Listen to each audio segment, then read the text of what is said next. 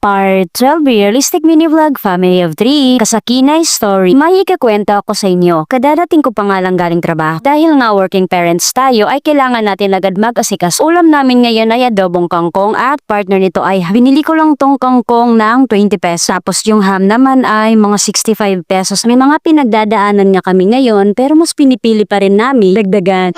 Hindi, joke. Kahit naman kasi anong iwas mo sa mga problema, talagang hahanapin ka niya. Kaya sa ngayon, kung dati dinadamdam namin yung mga pagsubok o mga problema na dumarating sa amin, ay mas pinipili na lang namin na ipagdasal sana ay tulungan o samahan niya kami sa kung ano man yung pinagdadaanan namin ngayon. 3 weeks na din ata mula nung pinag-aralan kong maging keep ko sa kung ano man yung mga pinagdadaanan na. I mean yung di ko na ba ipagsabi sa iba, madaldal kasi ako sobra, kaya nga wala akong matatawag na privacy. Pero may mga kaibigan pa rin naman ako na pinagsasabihan ko talaga ng mga problema ko o problema na. Pero sa